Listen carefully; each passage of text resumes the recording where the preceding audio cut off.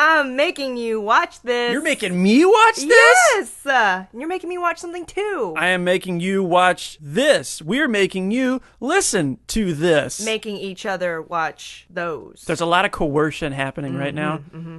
Everybody is being forced to do something that hopefully they end up enjoying. Yeah. This week, I think we got some good picks, but first of all, my name is Stephen Bailey. And I'm Angela Kang. And we're back, episode 5. Yes. Afternoon pod. Just barely. No, not even. What do you consider afternoon? Afternoon. Wait, hold up. Do we need to explain to you that afternoon means afternoon, like Okay. noon being 12 p.m. Yes, I know what noon is, but I consider the afternoon, like 11. You are the only person on planet Earth. I doubt that. That's insane. You, You're a crazy person. it's Afternoon. the afternoon. It's not. It's midday. It is absolutely not. Is midday better? Midday, sure. Okay. Brunch, I'll take that. Brunch time, but it's still the morning. Well, restaurants serve lunch from like 10:30 to like 2-ish, so I consider that afternoon. I come from a restaurant family, so I have to consider think of it Gotcha. like that. So Gotcha. it's the afternoon for me. All right. It's Fair enough. 11:23. Fair enough. It's in the AM. Okay, fair. But yeah, so we I can't trust you on anything now. Your opinion is for naught. So we are back with our 5th episode. I'm so happy we made it this far. I'm so glad we're still doing this. This is fun. People seem to like it. We're at 150 downloads, which is, you know what? That's cool. That's cool that many people are listening to it. Pat myself on the back, pat you on the back right there. It's fun. Yeah. All right. Let's just jump right into it. Okay. Oh, wait. Before we start, we should plug our social media real quick. That's what people want to hear right now. I mean, I got to keep us on track. Real quick. Yeah. Spread the word, guys. Yeah. We're on at IMYWTPOD. So IMYWT pod. I'm making you watch this pod. On Instagram. On Twitter, and allegedly Snapchat, which exists. If we post on it, cool. If we don't, then our bad. Sorry, guys. And then on Facebook, our page is I'm Making You Watch This, a podcast. So, follow, keep up, because... Yeah, and if you already are listening to us on iTunes, give us a review. Yeah. Give us a rating. Mm-hmm. Punch in those stars. Unless it's bad. I mean, if it's bad, let us know. Yeah, you can do that too. But lie. It's fine. I mean, how about no? We'll hunt you down. Just praise us. But follow us on the social media accounts because, like we said last time, we are going to announce what we're going to watch for the upcoming podcast. So y'all can possibly watch and, play along. And we're going to try to get those picks done earlier so that people have more time to... So I think we're going to try to get that out today, which if you're listening to this was a few days ago. So anyways, hopefully by now you already know what we're picking for episode 6. Yes. Whoa, my timeline is... I know. I trust you. I think that's how it works. Yeah. Regardless, you'll know. So today we're going to start with my pick for Angela. I made Angela watch Indie Game the Movie, which is a documentary that follows 3 different individuals or teams who developed their own indie games and released them. This came out in 2012, maybe? 2012 sounds right. Yep, yeah, 2012 by Canadian filmmakers James Swirsky and Lisanne Paget. Okay. Paget. Good one. But yeah, it follows the makers of the 3 very popular games, Super Meat Boy, Fez, and Braid. Mm-hmm. Oh, and also a little fun segment we're throwing in this episode. Steven and I are going to be giving each other a little quiz. That's right. Picks. Which, pepper it? Yeah. Pepper with quiz questions? No. Let it be its own. Let it be its own thing? Yes. All right, so we'll do that. At the end? Sure. All right, Indie Game the Movie. I love this documentary. Mm-hmm. I find it very fascinating. I think that this is a quote that I'm stealing, not a quote, but a concept that I'm stealing from Stephen Sondheim did an interview where he talked about like he made this good point in an interview about one of the most fascinating things to listen to or to read is experts talking about their craft, talking about their field of whatever. And I completely identify with that. And I think that's sort of what this movie is you're watching sort of masters in their field creating something and talking about their process and how they do different things. But it could be, the subject matter almost doesn't really make a difference. It could be about somebody talking about how they build sailboats or how they create other works of art or, anything along those lines. But if they're very detailed and engaged, and I don't know how a better way to explain it than that is. It's very much watching the sausage get made, and that might not be for everyone, you could say. I mean, are you trying to dance around the fact that you weren't a fan? No, I did really like this. I was very invested. But coming on the other side of watching it, I don't know if, do I really want to see that side of I guess the creative process? I mean, I don't know, because it was messy, very much an emotional roller coaster throughout this entire thing. For certain parties, sure. I mean, I think everybody has, each of the guys had some sort of turmoil involved with creating. It's very much humanizing these people. I mean, is that the right term? I don't know. I think it is. No, because I think that's a good point, and that's something that I run into a lot too. Whenever I'm trying to write something or make something, and I get caught up with what a lot of people run into, which is expecting making something to be this brilliant flash of lightning, moment of inspiration, and you give birth to this perfect thing that just sort of unfurls into the world. Yeah. I don't know if that's too graphic of imagery, but it's you don't get to see process too often. Right. With a lot of things. A lot of kids who are growing up and learning how, to like, if they're trying to learn how to draw or like make music or things like that, they are like, when we grow up studying things of like, if you study Shakespeare or study Mozart or something, you don't get to see all like the first drafts of stuff. Yeah. You don't get to see, like you said, the sausage being made. And that's, I think that's what is sort of cool about seeing documentaries like this, is you do see all the growing pains and all like the failures and all the trials and stuff. And it makes it more inspiring, because then it's like, oh, these guys made this really cool thing that was ultimately successful, but they had all these like, pitfalls in the way as well. So for anybody who's watching it and is in their own sort of turmoil about making something, then they also can, they can safely, rely on the fact that the masters, so to speak, have the same problems. Yeah. You could say that we can relate making this podcast. Almost, yeah. I think so. Yeah, for sure. Because we are having we're hitting our own challenges with making this happen. Yeah. Be it scheduling or like technical difficulties or outreach, it's, I've watched this documentary a few times, and every time I still get the same sort of like creative juices flowing. Do you, after you watch it, do you just get up and start like doing something? Is that kind of like that, just immediate? Kind of, yeah. It's sort of like that, but I mean, also too, I want to play video games for sure. Are you a big gamer? It comes and goes. It comes and goes in waves. So like, I haven't really played much of anything for a few months now, but then something like a new game will come out, or like I'll like go to a friend's house and play something, and then I kind of get back into that world. What kind of games do you play? The biggest one would probably be FIFA. I have friends from college, and we play each other online. That's sort of how we like keep in touch with each other. Yeah. Which we haven't done that in a little while. But also like indie games like this, I really enjoy. A couple of the ones that are in the documentary I've played before. Okay. Of those three, the only that I've played all the way through is Fez. So spoiler alert, Fez does come out.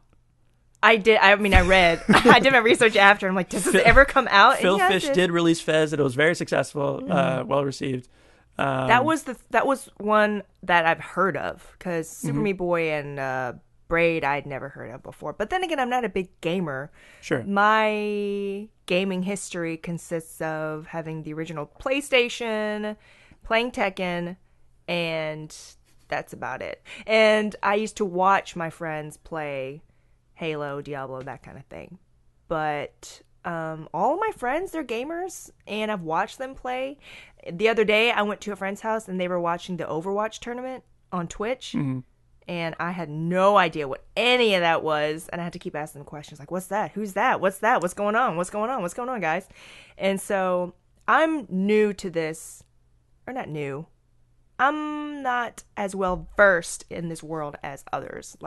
So I'm probably speaking from a different viewpoint, I guess. Sure. Well, I mean, I'm not going to pretend like like I said, I go through like phases of games. What's funny is actually right now, you mentioned Twitch. There's twice a year, there's this charity marathon that happens for... We were watching that. Were you really? You were watching Games Done Quick?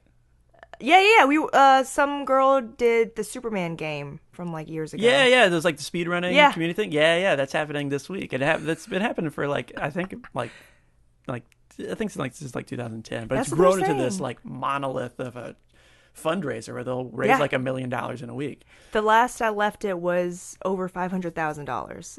It's on my computer right now. Is it? Yeah. Oh man, it's fun to have in the background. For those who don't know what we're talking about, there's a subset of gaming called speedrunning, which is basically guys will take advantage of like glitches and other things that can be broken in old school games and current games and try to run them as quickly as possible. And right now there's a charity marathon happening on Twitch, which is being streamed 24/7, where they play like a couple hundred games, I think, total. And it's just all these quote unquote pros, speeding through these games and raising money for, I think, the Prevent Cancer Foundation right now, this is so like, I say this with full love in my heart. That's my version of, I need to find a better term for it, but garbage television, or I would say passive viewing. That might be a better thing. Of like, if I want to turn my brain off, I can watch other people play video games. Yeah. I mean, that's the majority of the population, I feel like. Well, these days, yeah. Well, it's a tired comparison, but you can definitely see the similarities between watching professionals play sports. I didn't realize how big of a thing professional gaming is. Yeah, it's gotten big. Yeah, they must get a lot of booty, right? Those players. That's what I kept asking. It was like the Dallas team and the Korean team, Seoul Dynasty. And I'm sitting there and asking my friends, hey, how much ass do these people get? Like a lot, right? Like probably, huh? And they're like, I don't know. Yeah, I guess. But that was my main concern, which I'm sure they do. That was a concern for you? Yeah. Was it your concern that they weren't getting it, or? Well, yeah. I mean, I feel like they should be getting a lot, right? If they're in these championships. I don't know. I would think they would. I would hope they would. Yep. All right. So why don't you walk me through your viewing experience, your highs and your lows? Well, first of all, what stood out? What you mad respect for these guys. I can't even fathom the amount of work and detail that goes into making something like this. It's a grind. Yeah. So they make it look like a real grind. Yeah. I can't remember which guy said it, but Halo and Call of Duty and those big corporate games like that, they have thousands of people working on it for like years. And these indie games, it's just one or two guys. And I guess the public just expect them to come out with these games, really quickly, as fast as they're turning over these big time games. And just the frustration, especially with Phil Fish when he was doing his interview, and he was like, basically just cussing up a storm, saying like, I'm just one person. These big games had thousands of people. I'm just one person, and just getting so mad. And I just really felt for the guy. Yeah, he's got like a volatile sort of like public persona. And is he the bad boy of indie games? He's since left video game design altogether, like video game development. I think because there was talk about doing like a Fez sequel, and because of the harshness of the industry, and I think he had some like Twitter encounters, and he ultimately quit. I think he's like a DJ now. Oh, man. But yeah, I thought he's out of it. I thought Phil created Braid because the character in Braid kind of looks like Phil. So I thought when I watched the trailer, but no, it's not. Yeah. So how do these guys make money, like, to keep going? I guess, like, how do these guys keep the lights on? Because That's I'm a sure good they question, don't get money. Phil Fish, they were talking about he got money from the Canadian grant. government, right? Which ultimately ran out. But these other guys, I don't know, because Jonathan Blow, they didn't talk too much about his development with that. No, they just kind of, that was a sad little narrative there. Yeah. And then the other guys, it sounded like they had some sort of like money put aside in savings working on other things. And then, because they talked about they were like about to run out of money. Yeah. So I guess it was just maybe they may have gotten a little bit of money from Microsoft because they were already doing a deal with them to put it on like the Xbox marketplace. So I honestly don't know. I don't know the intricacies of like that deal, but it sounded like they were, I mean, you could tell from like their living situations is they were kind of doing, I'm not saying they were living on hovels or anything like that, but Penny pinching. But they were saving. They were doing, Well, one of them might have looked like he was still living with his family for the time, maybe. Yeah, it was hard to tell because Tommy, at some points he was in an apartment, at other points he was at his parents' house. Which one was Tommy? The diabetic? Yes. Okay. Yeah, the Super Meat Boy guy. Yeah. I say diabetic because there are shots where he gives himself insulin. Yeah. I don't know why that was part of the documentary, I guess. I don't know, but he's diabetic. There we go. But the guy who made Braid, they didn't talk too much about him. Well, he's sort of like the poster standard? boy for, he was like the first success. Okay. The first real breakout. And the first, sort of similar what happened with like television showrunners. They used to be a very behind the scenes job. Nobody knew who a TV showrunner was. Yeah. And then in like the past 15 years or so, those people became public personas. Yeah, I have noticed that.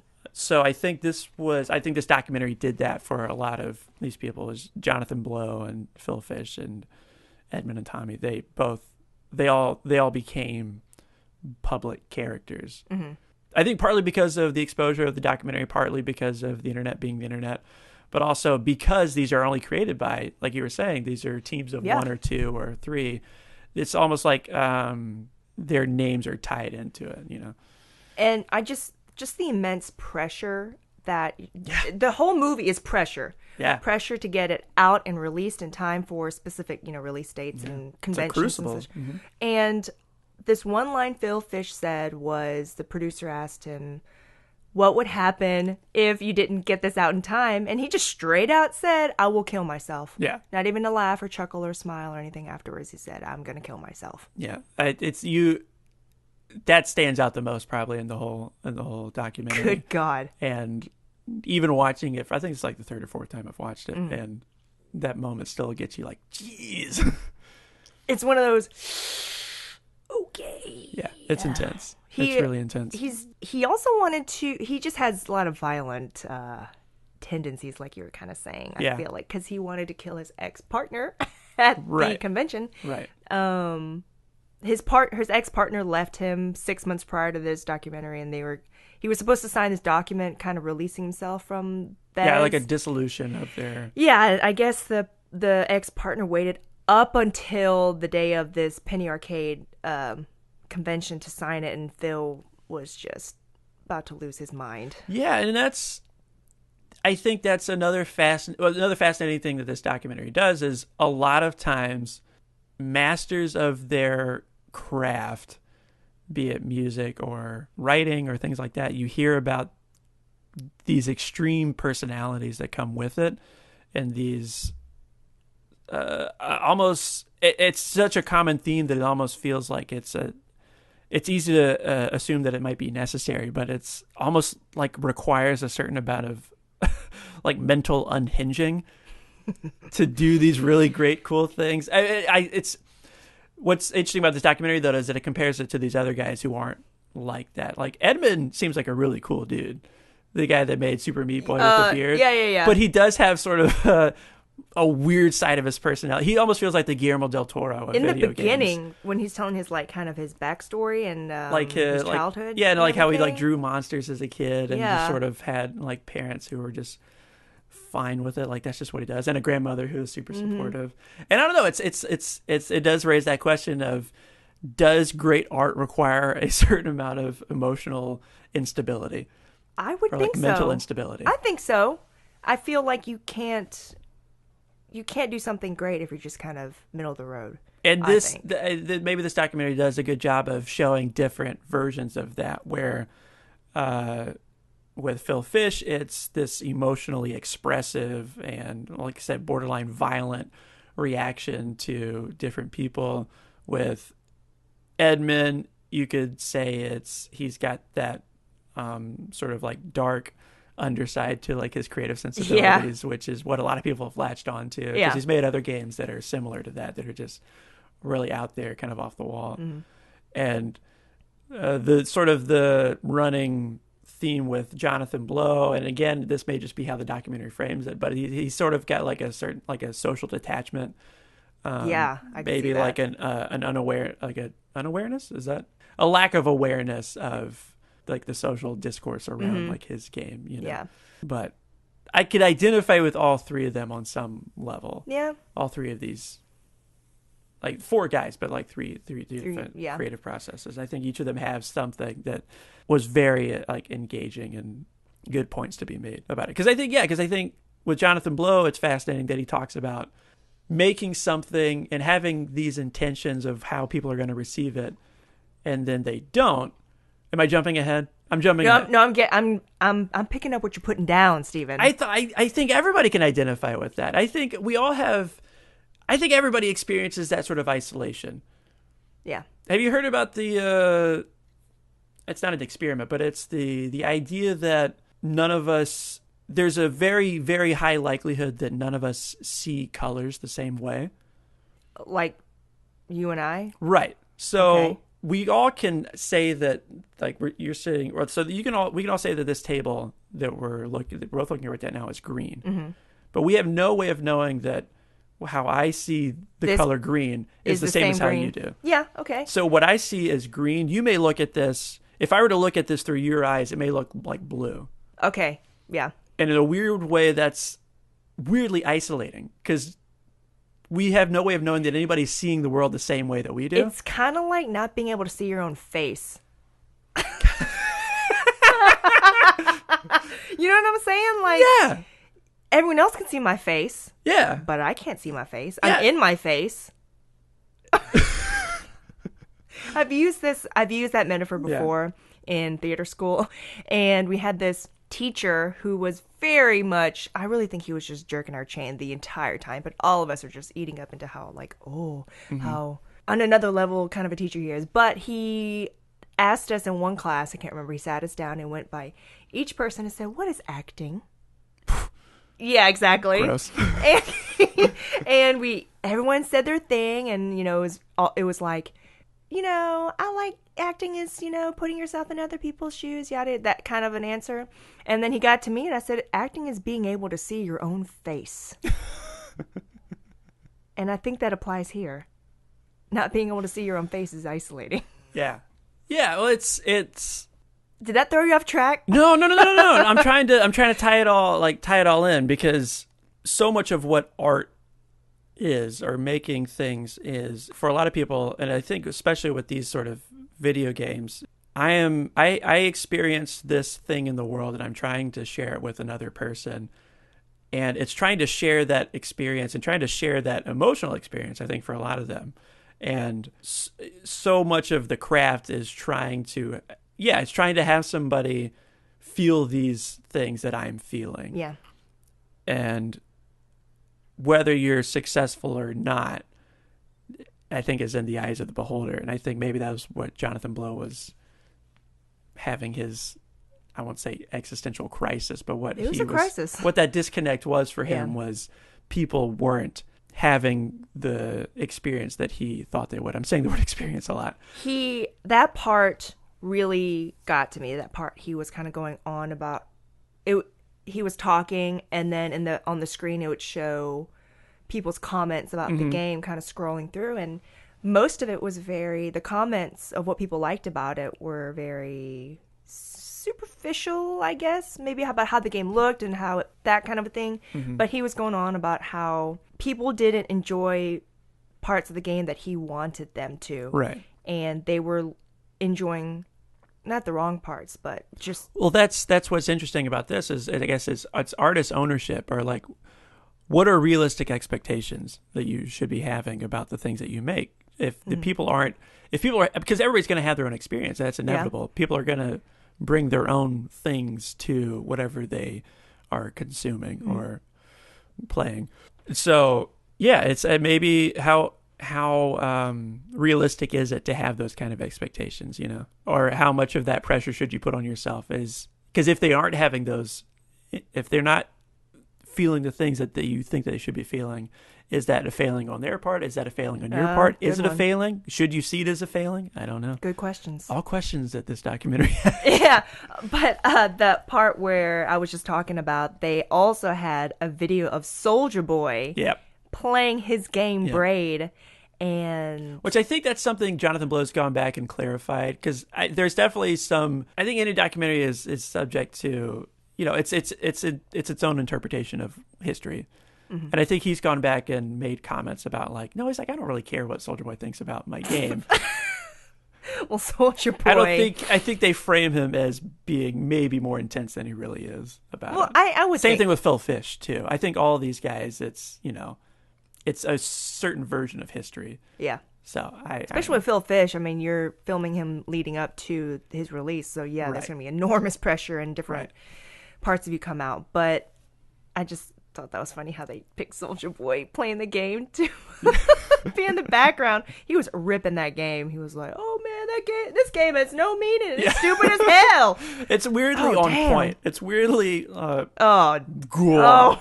That was Is it on my phone? That was a gob of spit. Big old gob of spit. Projectile. It just came. It had an arc. The sunlight caught it perfectly and just went. Dang. Well, I'm going to ignore that. Let that dry. I don't have any alcohol pads on me. No, it's smeared. Dang it, I left it on my scrubs. You just got the flu. No, oh my gosh. If y'all are listening, okay, whoever's listening, y'all need to be careful about the flu. It is rampant. I bought Purell yesterday for the office, or for the work, which I hear like flu doesn't really matter because it's mostly airborne anyways. But droplet. It's not airborne, Stephen. Sorry. Let me educate your ass. Please do. Please do. It is droplet. Just don't. If you have the flu, or if you know someone who has the flu, make sure you don't go home. That, yes. Just don't drink after them. But they say we're like pre-peak. Like we haven't hit the max yet. Are you kidding me? Really? That's what I heard. I heard this strain came from Australia too. Oh, of course. So the flu shots that we've all been given, effectively not really working. Oh, I had heard this year was like 30%, as opposed to like I think last year was like 0. Wait, of the population has the flu? Wait, what? What is 30% success, like effectiveness for this strain that they did. Who knows? I didn't get a flu shot. Did you? I have to. You were required work. To. Yeah. Sucks. I mean, because I don't like getting stuck. Yeah. By needles. But yeah, just don't. If you have the flu, go home like Steven said, and don't cough in anybody's faces, please. Yeah. Do the Dracula sneeze, like in The Office. I'm all about that. Yeah. I'm about that life. But okay, going back to this, they have this one part where they go to the convention, PAX, Penny Arcade Experience or something. What does X stand for? Penny Arcade Expo? Expo. Yeah. I have always wanted to go to an expo or some kind of convention like for video games because the big one in LA was E3. I've heard that's really cool. Joe, he went to BlizzCon last year or something.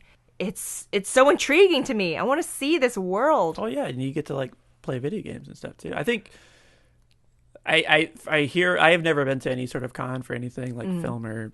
We should go to a con soon. Doesn't Shreveport have one? Yeah. I have a couple.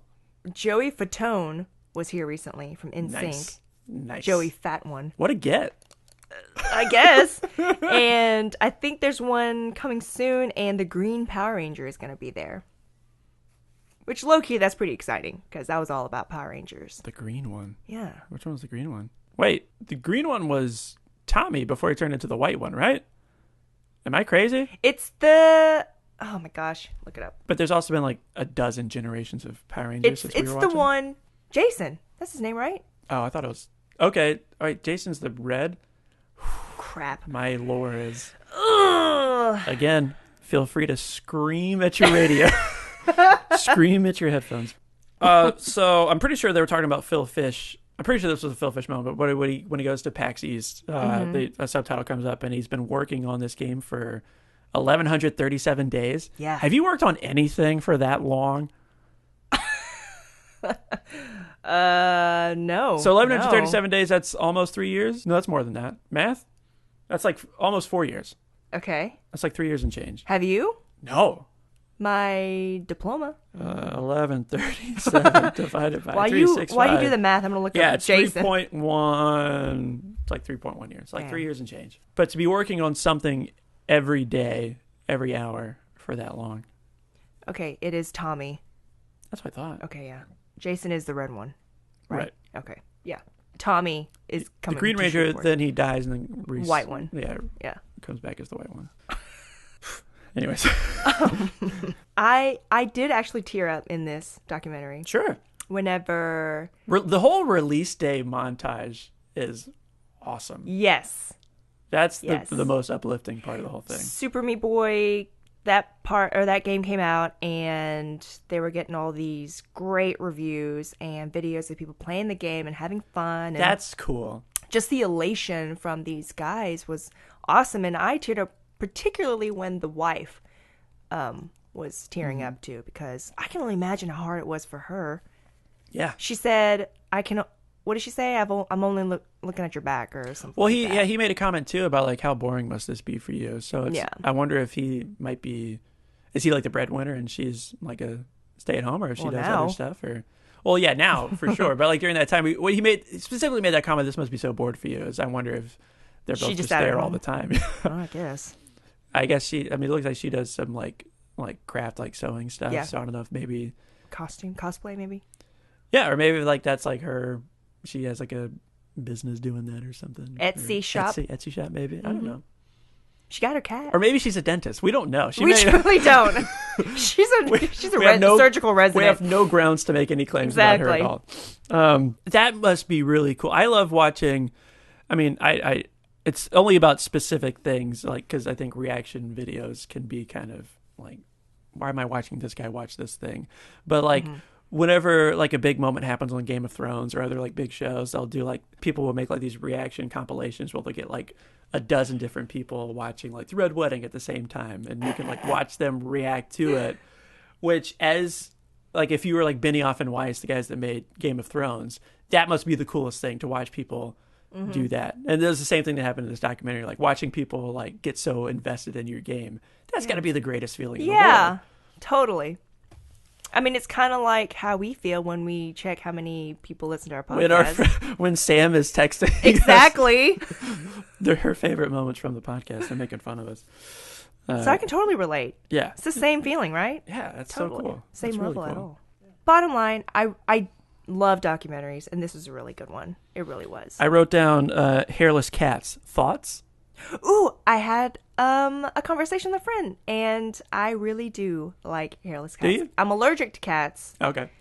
and cats kind of scare me because they are scary. And They can be, yeah. Yeah, I've come across some bad kitties, but I think hairless cats are very cute.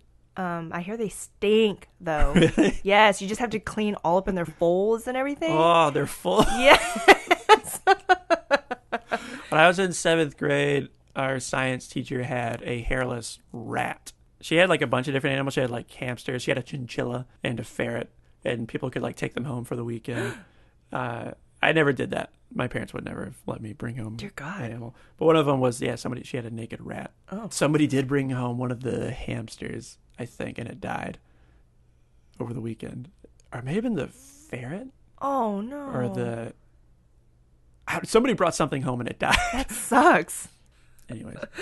How about, you want to do the quiz segment? We can. What are we calling it? We can. Well, is there anything else that we wanted to talk about? Oh, what's the conversation like before, like the whole shooting the sequence of him like in the swimming pool? Oh, Because that's sort of like a weird thing. yeah. There's one part in this do. documentary where Phil is just swimming in this pool, and they're just kind of shooting him underwater in this stillness. Right. Because you think of like a documentary as, you know, because I've never worked on a documentary. I've never been a part of. I don't know how a lot of these get shot. So the behind the scenes, I think, of a behind the scenes thing is fascinating. Yeah. Because that's not catching a real moment. It doesn't feel like that's more of like an artistic forced, no, right? Not forced, but yeah, artistic. But also something that had to be like prepped for because they had an underwater camera. Yeah, So they flew there knowing that they were going to be shooting underwater at some point. Nobody just has that handy, right?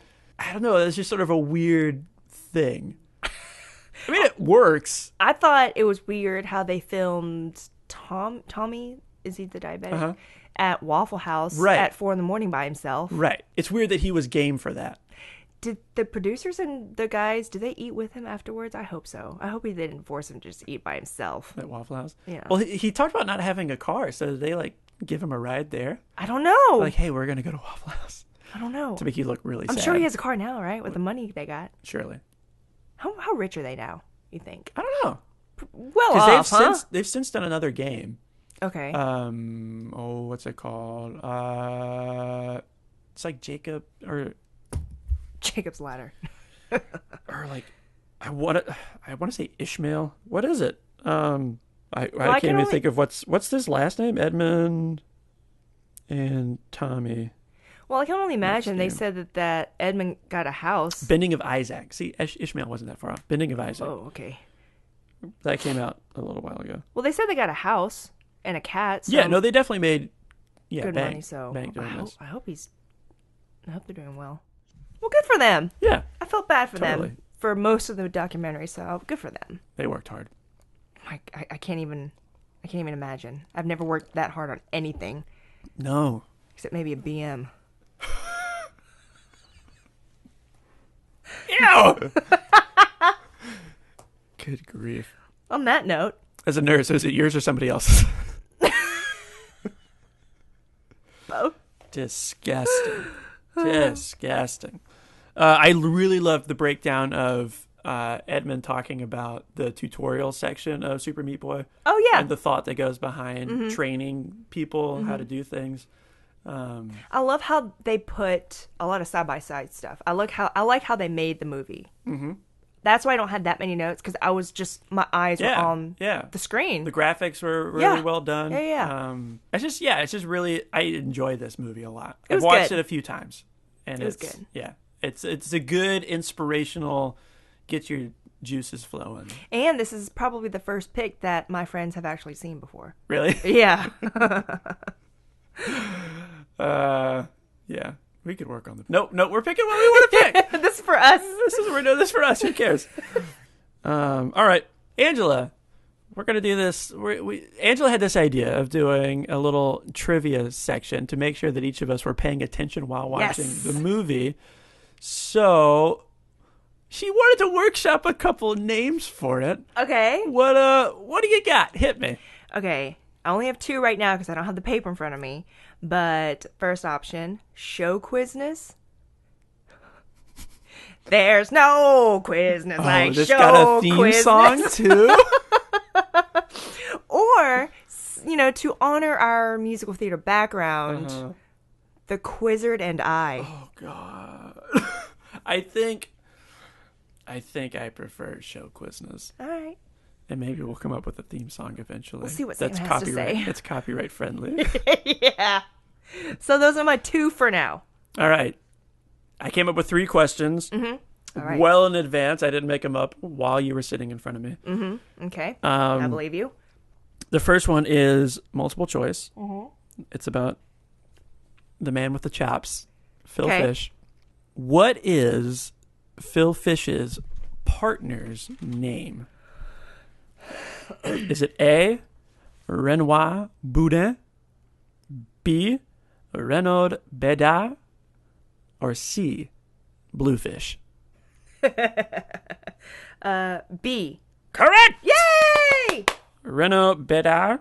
Bedard? I don't speak French. Was it weird that he spoke French in it? Was that a moment where you're like, huh? And then afterwards, you hear the accent. Yeah. Yeah. Yeah, a little bit. Pretty neat. He's what do you call somebody from Quebec? Quebecian? Quebecer? My brain's not working. Dang it. All right. Question 2. Duh. I tried to do one about each group. So this one is about your boy Tommy. Okay. What restaurant did Tommy eat at with his parents on release day? Cracker Barrel! Cracker Barrel! Dude loves his breakfast. Yes! Loves his breakfast spots. I definitely wanted some Cracker Barrel after watching that. I wonder how close he lives to the interstate, because that's where Cracker Barrels are. Yeah, had to be. Yeah. Had to be. All right. So far, you're 2 for 2. Woo! Question number 3, and I think I might get you on this one. Okay. We'll see. This is about Jonathan Blow. What was Jonathan Blow's follow-up game? Do they say it in the movie? It comes up in the subtitles at the end. And this is a game that ultimately came out. Do I have multiple choice on this? You do not. Dang it. I didn't give you multiple choice on it. Sorry. And I did look this up, too. Yeah? But I give up. I don't know. Can I get a... Witness. There you go. It's The Witness. Yes. Hey, 2 for 3. Not bad. Yeah. Okay. It's what's interesting about the Witness, which I have played all the way through. Very good game. Mm-hmm. Is the whole game is puzzles. Mm-hmm. It's these connecting the dot puzzles.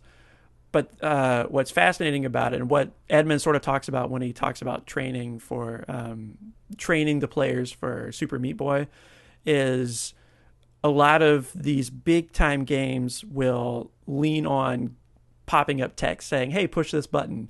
Yeah. And they'll do it throughout the game. So you never really have to learn the thing. Or if you do learn it, it doesn't matter because they constantly remind you, like, how do you do this move or how do you do this, whatever. What's crazy about The Witness is he builds up these puzzles over time and they get more difficult as you go, but he never puts into words what the rules are. You have to figure them out as you go. And by the end, you've learned all these rules of, like, you can only run a line between these 2 different colors, or it has to connect these different shapes and all this. But by the time you finish, you're not able to articulate with words what the rules are. You just kind of experience it, and then you just know how they do instinctually, but then you can't explain it. It's just really crazy, like, conversation that happens between the game developer and the player of how to play this game. And it's fascinating. I feel like you have a different level of genius. I feel like Jonathan Blow is, he's sort of, if you watch other interviews with him and stuff, he's got this very crazy sort of philosophical, maybe a little bit pretentious, but his perspective. Maybe it's earned. Yeah, I think so. Yeah. I think he's one of those guys. He's just a smart dude.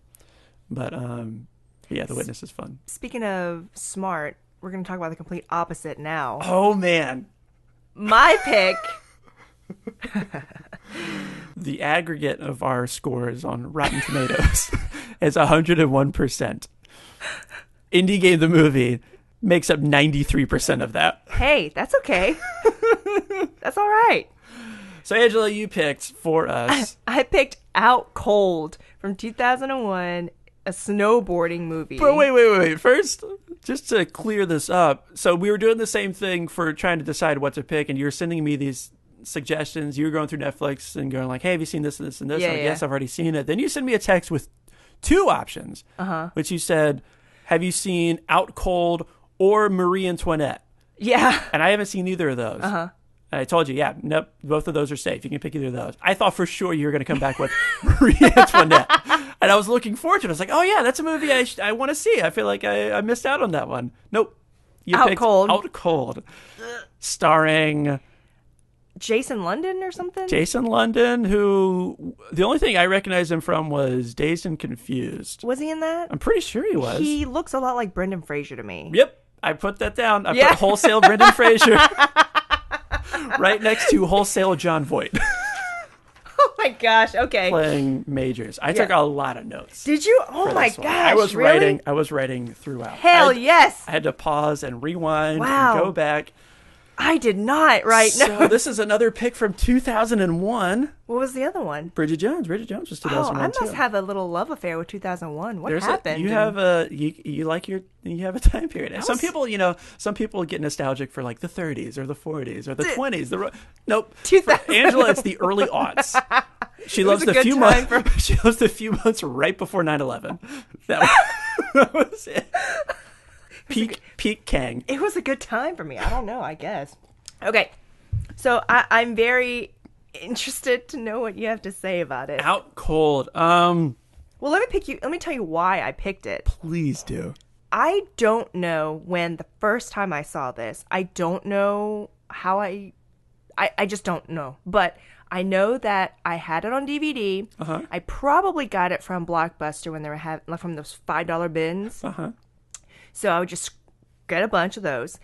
And it was one of the movies I always had on rotation playing. I have no idea why. That's so weird. I had plenty of other movies to watch. Sure. But I thought it was so funny back then, and I loved it, and I just watched the crap out of this movie. It was the movie that I watched when the power was out, and I had my portable DVD player. Oh, wow. It was the movie I had on the car trips with the portable DVD player. And yeah, it was just on rotation constantly. So I'm interested to know, okay, when was the last time you watched this? Are we talking months, years? years, Like 5 years? probably at least Plus? 5 years. Yeah. Okay. All right. So watching it again, were there any surprises?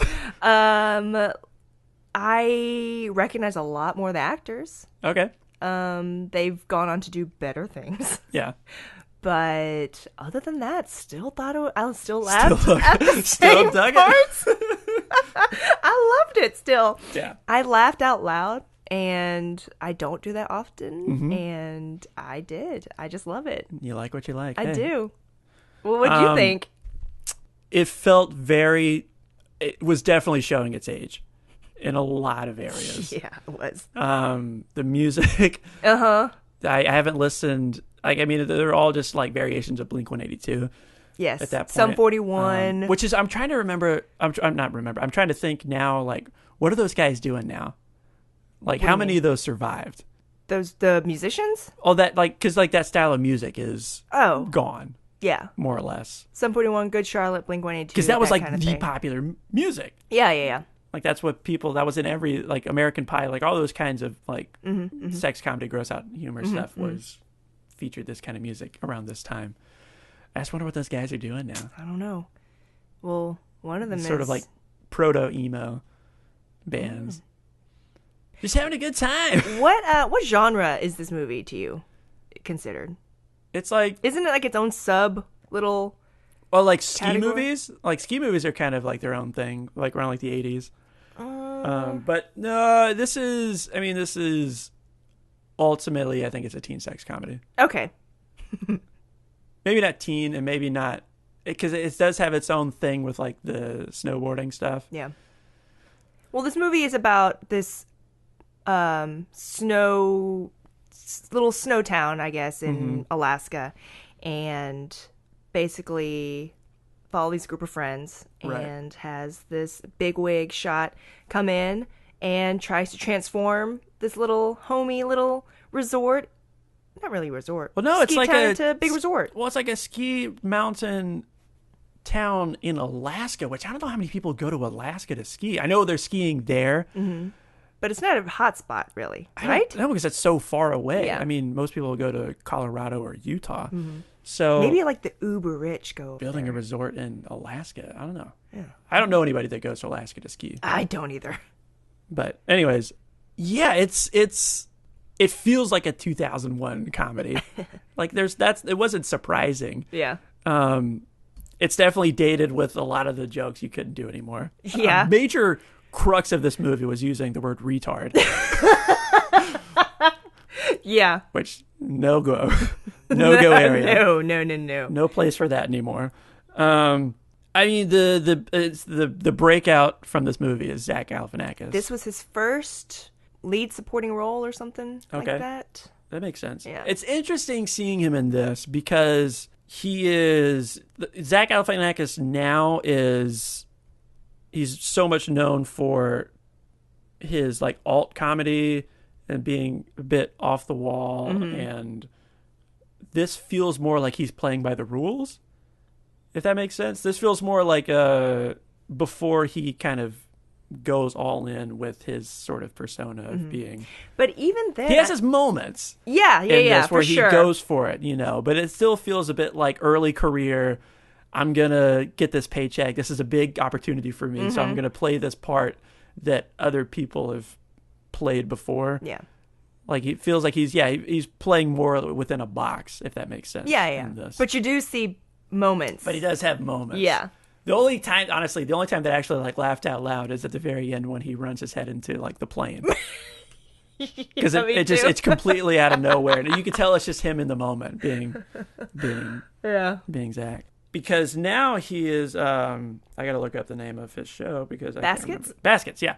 So now he's gone through like this career that's similar to like Aziz or now disgraced, but Louis, of becoming sort of like coming from the acclaimed like stand-up crowd into the auteur like art house TV show where it's just like a singular voice creating these like shows and stories and stuff. So it's interesting to see him early days.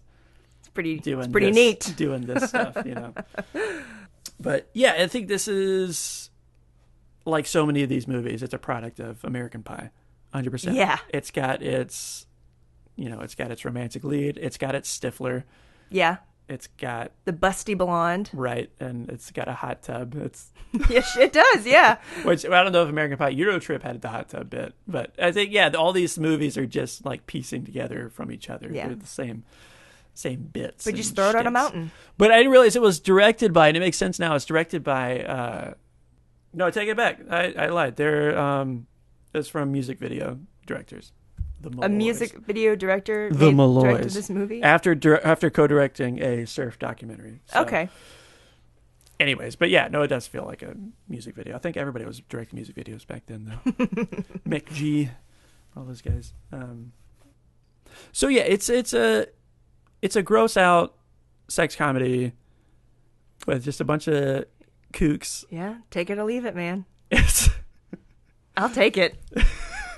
It felt very reminiscent of being. This was definitely one of those movies that I would never have gotten to watch unless I was like spending the night at like another friend's house and watching it. Your at their bad place. Influence friend. Exactly. Because it would have been that prime time around like middle school. Mm-hmm.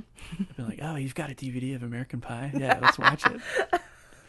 I think I said in the past how I love when actors are in multiple things together. Mm-hmm.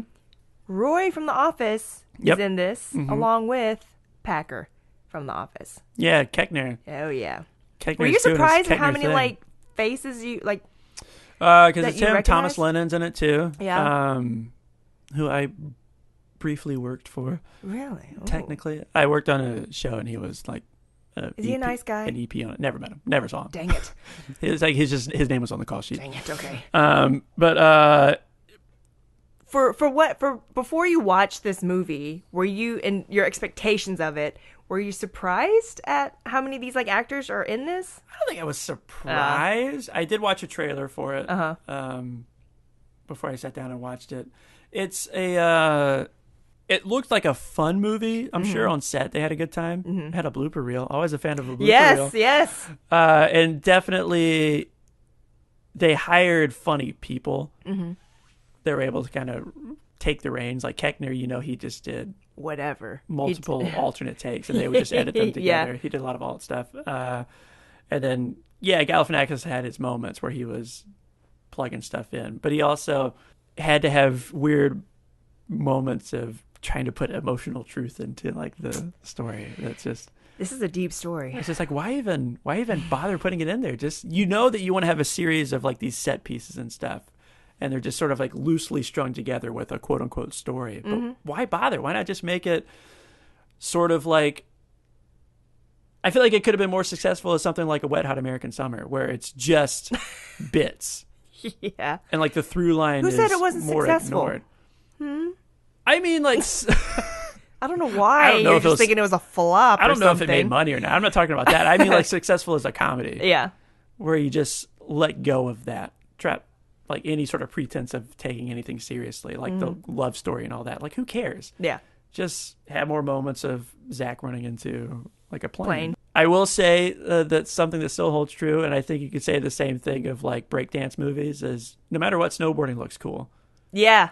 So Yeah. the more they put of that in there, the better. There should have been more snowboarding in this movie. You think? I think. I thought they had a good amount. I think they had a fun amount. I am terrible at snowboarding. I went only once. I could not get off the bunny hill to save my life. I'm better at skiing. Same. Yeah. I wish I was better at snowboarding because it is so badass. I think you have to spend more time doing it. I did the same thing. I skied growing up, and then I tried snowboarding once, and I only did like a half-day lesson, and I got really frustrated. I was like, I'm only going to be here for like another 2 days. I'm just going to get the skis. Yeah.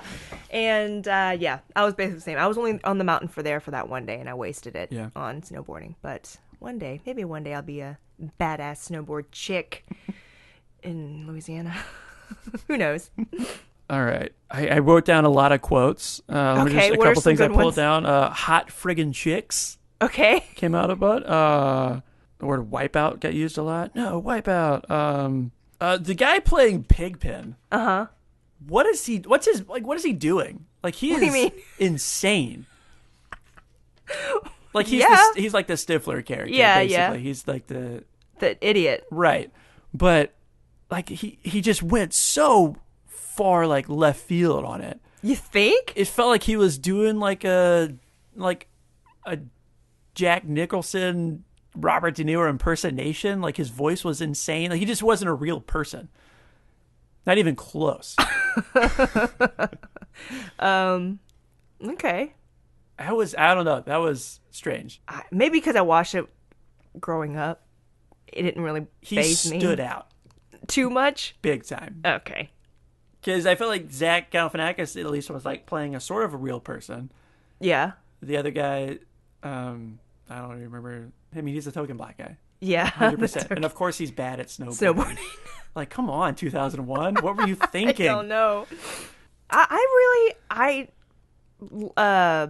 What is Zach's name? Lance? No, that's the bartender. Luke and Pigpen, they were my favorite characters in this. Really? Pigpen? Yeah, I just love them together, how they just beat the hell out of each other and just do that, their rapport. Yeah. I thought it was great. He was too cartoony for me. Okay. I'm trying to take this movie on its own terms. Yeah, I wrote down, is the joke that the black guy can't snowboard. Yeah. Hilarious. That's his arc. Polar bears should totally have eaten Zach Galifianakis. And I had that moment where I had to remember, like, are polar bears North Pole, or are they? Because penguins are South Pole, right? Oh, and polar bears North Pole. They're not. They're never in the same place except for they zoos. Aren't. Oh, okay. That's new. That's new to me. But I'm pretty sure they're the North Pole. They wouldn't have gotten that wrong. That part of the movie they should have fact checked on. The part Steven's talking about is that Galifianakis, he gets blackout drunk and his friends like to just kind of pull pranks on him. And so there's one part where Zach passes out, he wakes up and there with his pants down in the snow, and a polar bear is gently exploring Zach's genital region. Undercarriage. Yeah.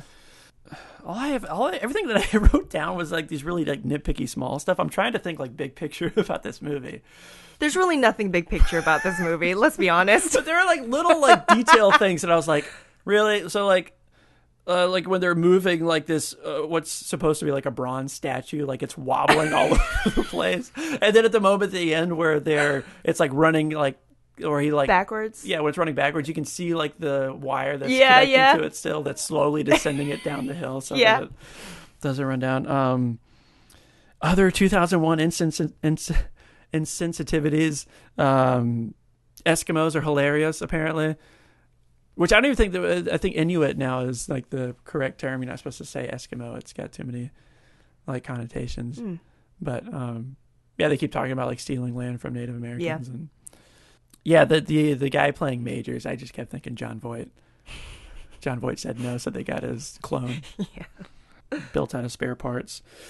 The whole dream sequence of rescuing the bikini girls. Hey, you got to throw in some nudity in there, right? Somewhere. But they don't go for it though. It's PG-13, right? Yeah, it is PG-13. So yeah, they couldn't quite go American Pie. No. They were like, oh, this movie's not going to make as much money. Let's make sure that we crop out anything. Some nips. There was like weird like abandoned jokes in it. So like the guy's name is Majors, and then he has like a weird moment where he's like, oh, but it used to be Mankiewicz. Yeah. It's like, what? Like what? My father's name is Mankiewicz. But it doesn't like, yeah, that just doesn't go anywhere. Is that supposed to be like a Hollywood Jewish joke, or is it supposed to be I don't know. It's abandoned. Whatever it is, really is. It's a punch that got pulled. I did notice that. Why is there a mic and a podium in that tiny room whenever they're making the announcement that people are going to get fired? I started writing down every time the guy uses the word retard, but then I realized that was just going to be the whole thing. So when they're complaining about the uniforms, so if anybody who's going to want to appreciate this movie, you're going to have to watch it, because I'm just going to go through details. That's the only way I can approach this.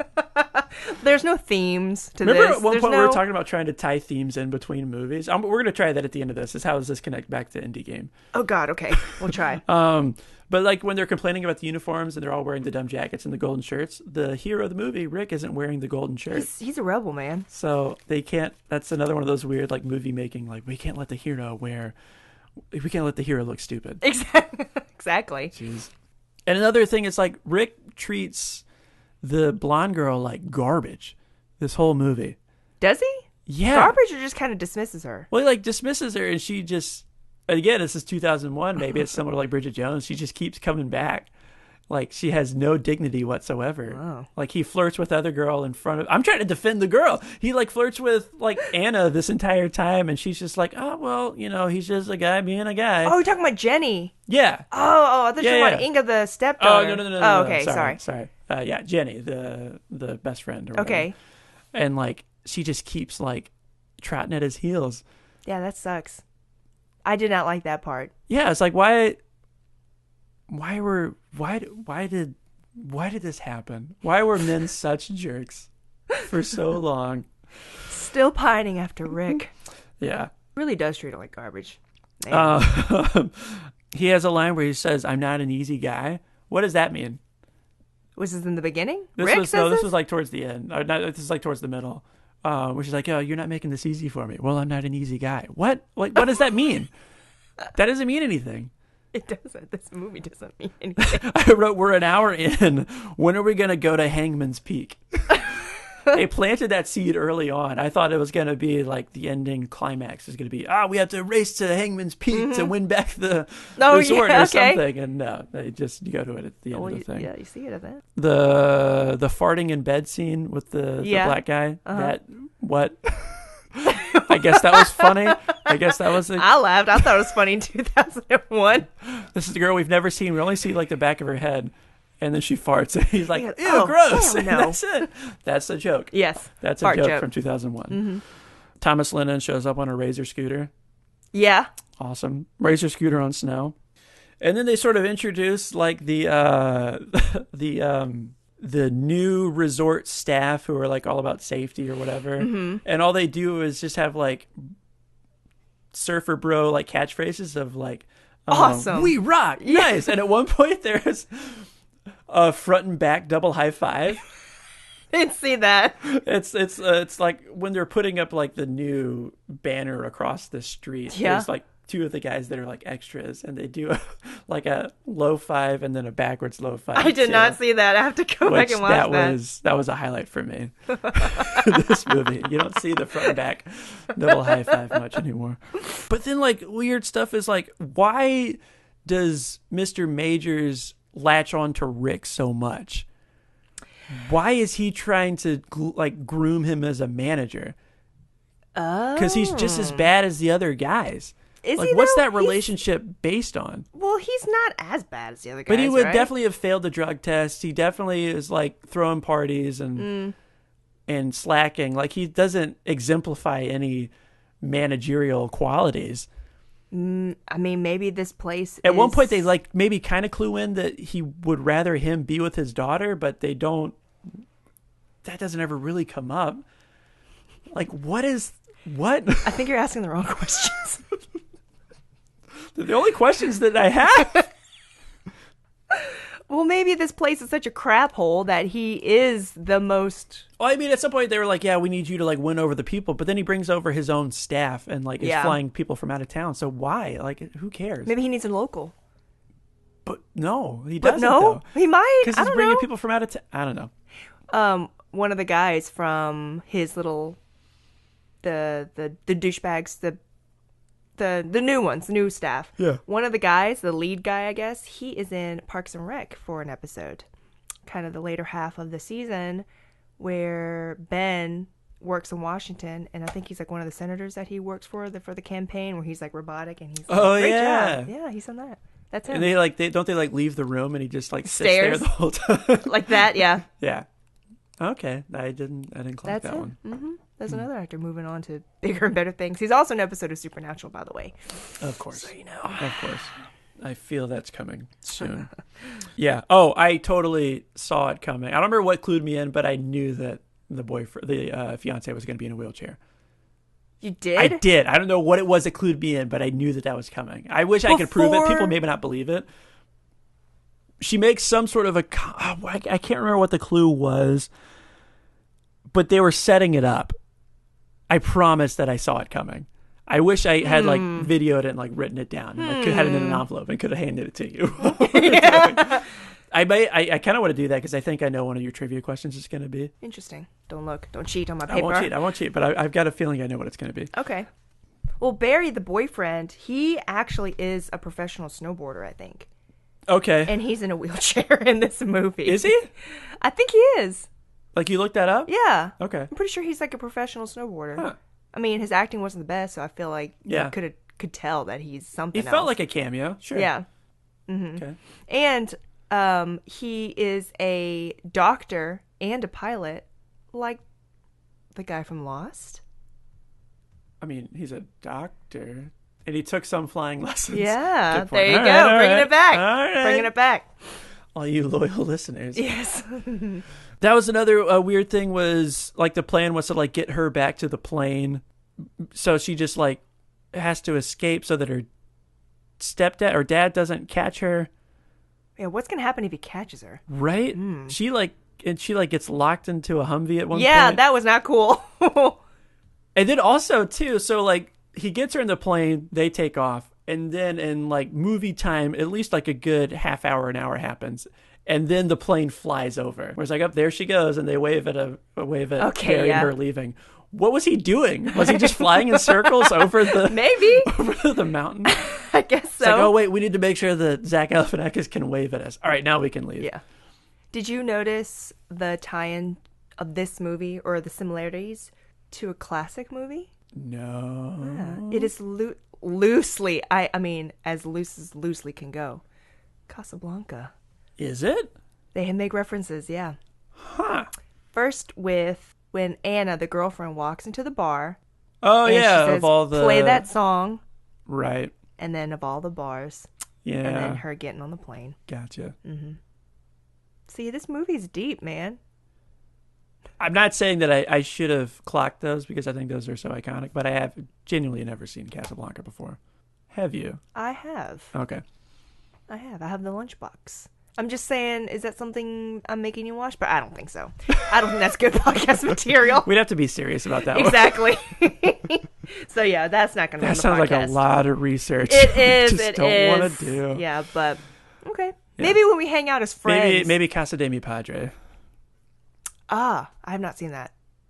We won't do that one either. Okay. I'm not going to make you watch that one either. That was a movie that should have just been a 10-minute or 7-minute YouTube SNL video? sketch. Yeah, Oh. Funny or Die sketch. All right. I love how Zach Galifianakis like Buffalo Billed a folding table. At Yeah, the end, he when did. he does the snowboard thing, because that's been happening a lot. Because the Buffalo Bills made it to the playoffs, and one of their fan celebrations is jumping off of something tables. onto a folding table. That's smart. Sometimes it's on fire. Sometimes it's Oh my God. it's a table stacked on top of another table. It's great. It's a great tradition. Okay. All right. Oh, the guy, one of the best extras acting moments is the guy stepping out of the porta potty before he runs into it. Yes. What a moment. Doesn't he Woo! do like a full He hand does. waving? He does. Hand waving stinky face. Golly. Highlight of that guy's career. I wonder what his name was in the credits. Porta potty guy? Gotta be, yeah. Porta potty waiter. Yes. Another weird thing too of it being a movie from 2001 is it had a lot of like the emo or punk pop soundtrack, but also had like the score for it was still very like full and rich in moments. Were you surprised? Yeah, because it's 2001, so they were still using, I think for most things was still live orchestras. Okay. So like especially like at the end they have like sort of a sweeping like moment where they're on top of the mountain and it's like, oh geez, that feels. What movie did I just watch? Yeah, it feels like a different movie. Yeah. Entirely. But and again, I can't stop. Maybe this is just where my head's at with my movie analysis, but a lot of these things, specifically with stuff that came out in a certain time period, is how self-aware is a movie? How self-aware is this movie of it being ridiculous? Because it still has those moments where it's trying to like sell this love story and sell this like relationship and romance or whatever. Yeah. But then it has all these goofy, ridiculous scenes, some of which feel genuinely funny, like a comedy writer wrote, and some of it feels like I'm a VP of Paramount's like gross out comedy division, and this is what the kids want to see. Kids want to see a porta potty going down the mountain. Kids want to see a turd in a cup. Exactly. Like, how aware is it of like smart comedy writers are writing this, and how aware of how much of it is written by committee of like, these are the market points that is funny. Like, this is what I don't know. Like, I have a hard time dissecting those things, and like how aware is like Zach Galifianakis of how many times would Zach Galifianakis making this, was he rolling his eyes? It's like, am I really gonna do this bit, or no. I feel like he wasn't really put into a lot of those kind of scenes or situations. Maybe with the other and guys. again too is like placing it in 2001. Was this the stuff that people just thought was funny? Yeah. Turds and cups was just what you're we you're laughed looking at one of them. That's just what we laughed at back then. I don't know. I don't know. Did you have a good time watching it? Even I though didn't hate it. Okay. Yeah. I mean, I certainly didn't have any expectations for it. Of course not. So maybe that's what why it you was. didn't hate it. I enjoyed watching. It made me want to go skiing. Yeah, for It made me sure. want to get on a mountain. Did the laughs were few and far between. Or they were not intended. It was mainly Laughing for the wrong reasons. with Zach Galifianakis, I feel like. Yeah, anytime he was putting his own physical bit into it, that was funny. Yeah. He is the star, the gem Right. in this. Anyways, all right, hit me with your quiz, Okay. your show quizness. There's no business like show quizness. Okay. First question. What is the name of the mountain, and what do they want to rename it? The original name is Bull Mountain, and they want to rename it to Snow Nook. Snow Nook. Yes. Snow Nook. Ding, ding, ding. Got it. All right. I watched it. Okay. What is Rick and Anna's song? Oh. I can't even hear it in my head, because I wouldn't, even if I could hear it in my head, I don't know that I'd know the name of it, just because I'm not really good with song names and artists or whatever. But I can't even hear it in my head right now. Oh. What is it? It's like it's something akin to like, sort of like a slow jam, kind of like, sort of like Closing Time, Kinda. like Yeah. in that world. Yeah. I can't think of what it was. Island in the Sun. Okay. Island in the Sun. Sure. Okay. Gotcha. That was another weird bit that I didn't bring up. What? Is he makes a Wang Chung joke, and then unrelated, they play Everybody Wang Chung Tonight I wrote that too, and dang it, that is my third question. in the club. What are Zach Galifianakis mottos: no regrets and Everybody wearing Johnson. yeah. But so hey, I have a fourth question. Here we And go. so like then in the edit, they were like, "Oh, this is the perfect opportunity to play this song now." I did write that. 5 funny. minutes later. Yeah. Here we go. Okay. Last question. In the beginning of the movie, when they are doing King of the Mountain, besides being called King of the Mountain, what is the prize? Oh, I don't know. There are three things, or it's 3 in 1, 2 in 1. Is it something stupid like eternal glory? Or... No. Okay. Maybe I'll make this multiple choice. Okay, hit me. What? I'll make this. Yeah. Okay. Here we go. So, which of these items is not part of the prize? A wallet with $2, a expired condom, a piece of gum, or picture of Nancy Reagan. It's the piece of gum. Yeah, it is. I remember Damn the it. moment now. Yeah. I think I didn't get that question. Damn it. I think I missed that one because you had to give me a boost. Yeah. A boost on that. Yeah. So we both got 2 right Yeah. out of 3 and 4. I thought you were going to ask me what's Pigpen's real name.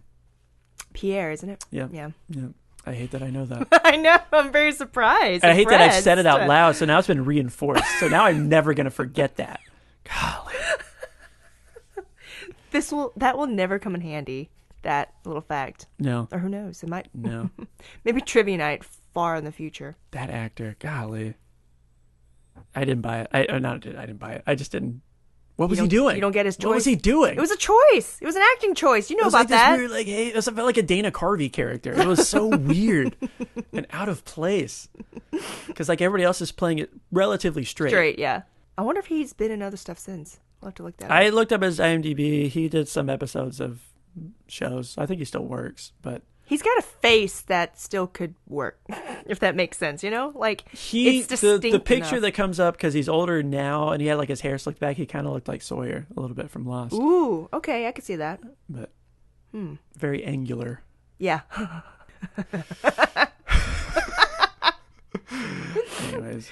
All right. Well, that was our first go at having a little segment. I think we should do more of those. Yeah, more I of these agree. little They're fun. structured segments. We'll come up with. If you have any suggestions, let us know. Yeah. If you have any ideas for different little things you want to hear from this pod, please pass that along. You can hit us up at IMYWT Pod On Instagram.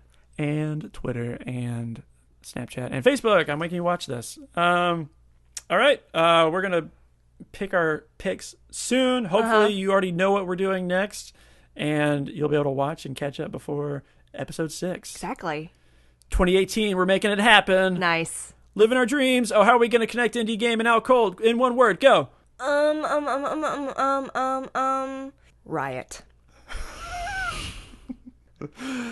Strong. We may cut that out. Okay. This has been I'm Making You Watch This. I'm Angela Kang. My name is Stephen Bailey. We're going to get some lunch. See you later. Bye.